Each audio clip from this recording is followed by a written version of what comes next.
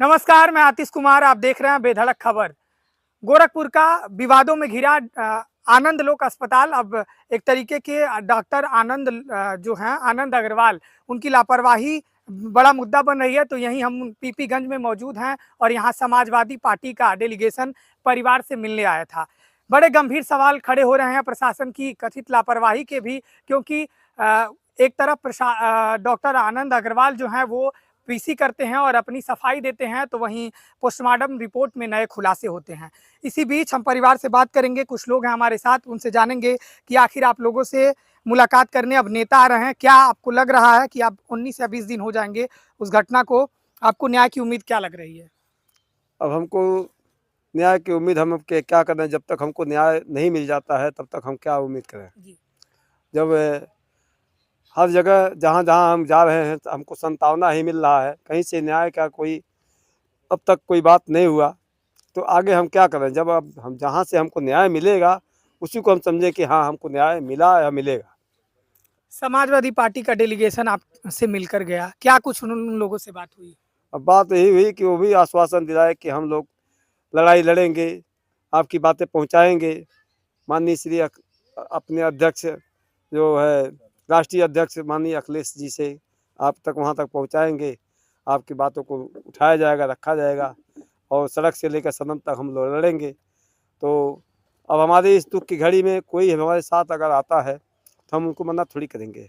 आप लोग कह रहे थे कि योगी जी से भी बातचीत हुई थी, जाके आप लोगों ने शिकायत की थी, हाँ। क्या कुछ अभी तक हो पाया है? हाँ, वहाँ एक एप्लीकेशन दिया गया और 2-4 बातें सुने और एप्लीकेशन जो है डीएम महोदय को दे दिए माननीय योगी जी। उसके बाद उन्होंने कहा कि इस पे कार्रवाई करिए, अभी तक कोई कार्रवाई हमारे मतलब इस पर हुआ नहीं। जांच कमेटी भी गठित हुई और पता नहीं जांच कहां तक पहुंची, क्या हुआ? आप लोग जांच पे भरोसा भी नहीं कर रहे थे, क्या कहेंगे? सर्वप्रथम मैं आपके चैनल को धन्यवाद देता हूं कि इस मुद्दे पर डे वन से आप लोग लगे हुए हैं। और मैं यही कहना चाहूँगा कि आपके माध्यम से कि जो जांच टीम है और जो विवेचक हैं, विवेचक जो हैं अजय राय को ये बताना पड़ रहा है कि आप ये सबूत कलेक्ट करिए, तो फिर किस चीज़ की विवेचना कर रहे हो भाई आप? जब आपको बताना पड़ेगा कि आप डीबीआर हॉस्पिटल का आप सीज करिए, तब आप डीबीआर सीज करोगे? क्यों विवेचना कर रहे हो? विवेचना का मतलब क्या होता है? आपको खुद एविडेंस कलेक्ट करना है। पीड़ित परिवार थोड़ी ना कहेगा कि आप जाइए डीबीआर कलेक्ट करिए। ऐसे लोग जांच कर रहे हैं, फिर क्या उम्मीद किया जाएगा? एक ही उम्मीद है पूज्य महाराज जी से, उनसे परिवार अकेले में जब मिलेगा, ये लोग जनता दरबार में मिले थे, इनको जब मिलेंगे अकेले और ये अपनी बात रखेंगे, सही सही बात तथ्यों को बताएंगे, तो मुझे उम्मीद है पूज्य महाराज जी इनको न्याय जरूर देंगे। और क्या। एक तरफ परिवार न्याय की उम्मीद लगाए बैठा है, कई नेता मिलने आ रहे हैं, क्या आश्वासन दे रहे हैं, क्या कुछ कहेंगे? क्या आपको लग रहा है कि न्याय मिल पा रहा है इस समय और कब तक मिलेगा? देखिए, अभी तक तो हम लोगों को कुछ भी किसी तरह से हम लोग संतुष्ट नहीं हैं, क्योंकि जाँच चल रही है। जब हम लोग फ़ोन करते हैं तो रिपोर्ट का पता चलता है कि 2 दिन बाद रिपोर्ट आएगी। फिर फ़ोन किया जाता है तो पता चलता है 2 दिन और अभी लगेगा।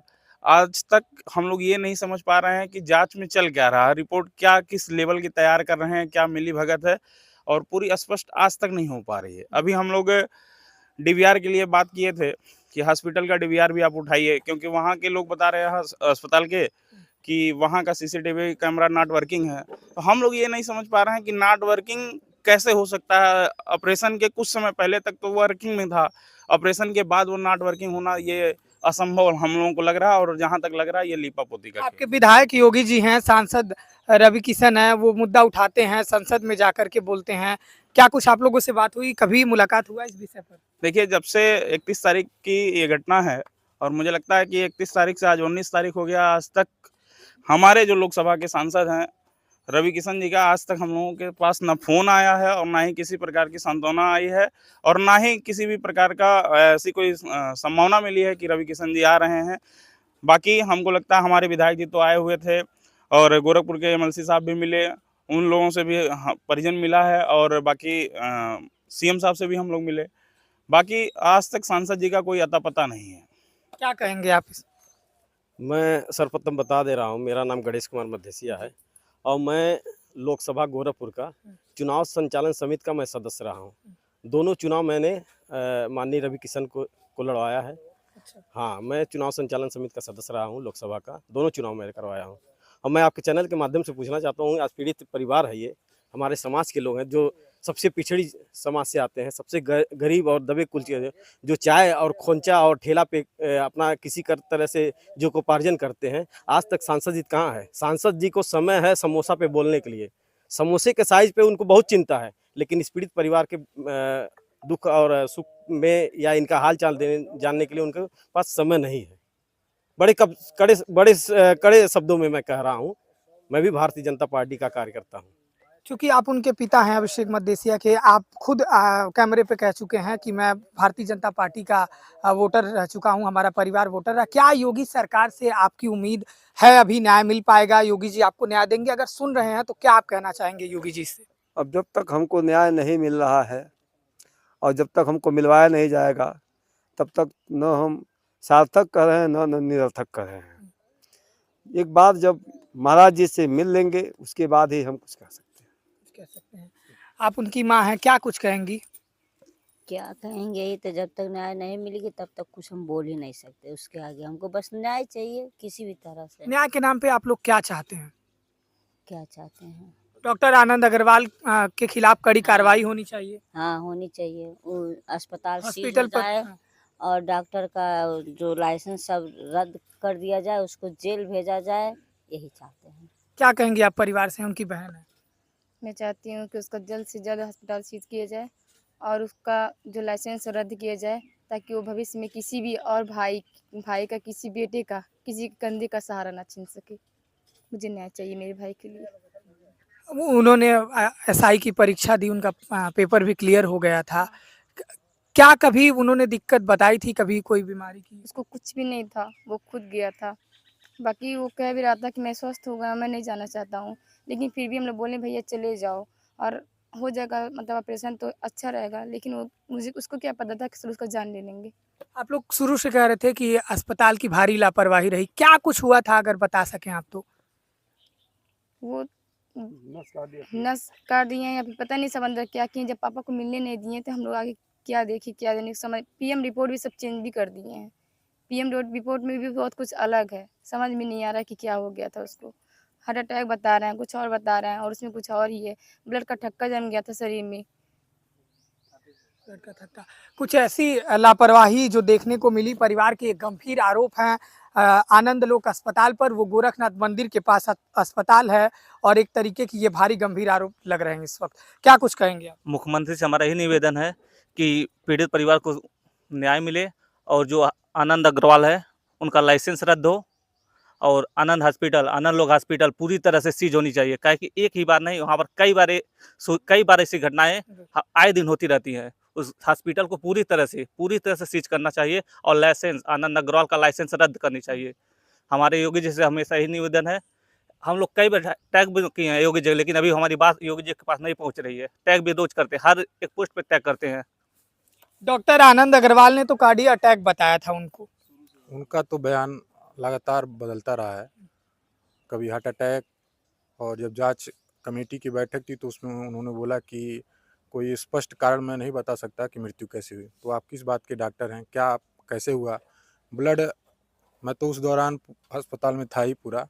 ब्लड जो बता रहे थे, वो जो कौन सा बैग लगा था उसमें तो ब्लड जा ही रहा था। उसके बाद भी जो ब्लड अलग, हाँ, ड्रिप वाला जो बैग था उससे ब्लड तो पैकेट में जा ही रहा था। उसके बाद भी जो अलग से ब्लड गिर रहा था, वो इतना ब्लड लगातार गिरता रहा कि सारा ब्लड हमको तो लग रहा है वहीं शरीर से निकल गया, जिसकी वजह से जो भी हुआ। जी, आप लोग बता रहे हैं कि उनको पीलिया था और इसके बावजूद भी उनका ऑपरेशन कर दिया गया। पीलिया उनका 3.86 था लगभग, जो नॉर्मल जो होता है उससे 3 गुना था।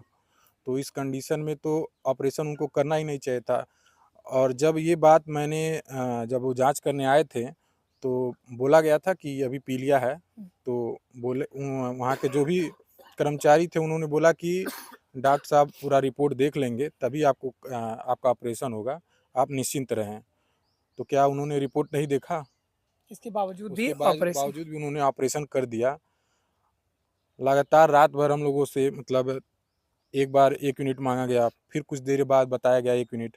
एक नॉर्मल जीबी के ऑपरेशन में जो पथरी का होता है, ब्लड की ज़रूरत नहीं होती है। रेयर केस में हो गया तो 1 यूनिट, आप लगातार 2 यूनिट 3 यूनिट ब्लड मांग रहे थे। तो इससे लग रहा है कि वो कहीं न कहीं लापरवाही कर दिए थे, जिससे सारा खून निकलता गया। मैं तो खुद देखा हूँ पूरा। और वहाँ का जो सीसीटीवी कैमरा है, आईसीयू में जब शिफ्ट किया गया तो उन्होंने खुद बोला था आप लोग बाहर जाइए, सीसीटीवी है आप लोग बाहर जाइए। तो क्यों जांच कमेटी में ये बोला गया कि सीसीटीवी नॉट वर्किंग है?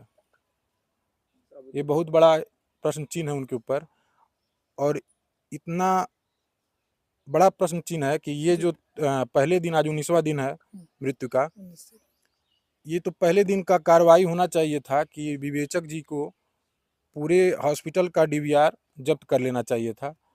लेकिन हम लोग एप्लीकेशन के माध्यम से सीएमओ, डीएम, एसएसपी, फिर गोरखनाथ जो पुलिस चौकी है, वहाँ जाके बताना पड़ रहा है कि आप डीवीआर जब्त करें। ये बहुत ही शर्म की बात है।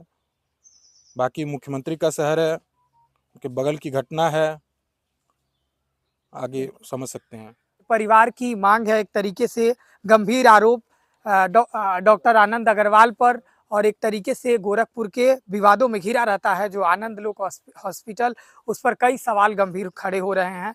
लेकिन जब यहाँ नेताओं का दौरा हो रहा है, परिवार से नेता मिलने आ रहे हैं, न्याय के नाम पर वो कह रहे हैं कि हम आपका मुद्दा उठाएंगे, लेकिन अभी परिवार 19 दिन हो गया न्याय की उम्मीद लगाए बैठे हुआ है, और एक तरीके से ये पूरा मामला कैसे न्याय पर ही आकर अटका हुआ है। मुख्यमंत्री का शहर है, पीपीगंज का इलाका है, और भारतीय जनता पार्टी के भी कुछ प्रतिनिधि इस मुद्दे को उठा चुके हैं, लेकिन अभी इनको न्याय फिलहाल नहीं मिलता दिखाई दे रहा है।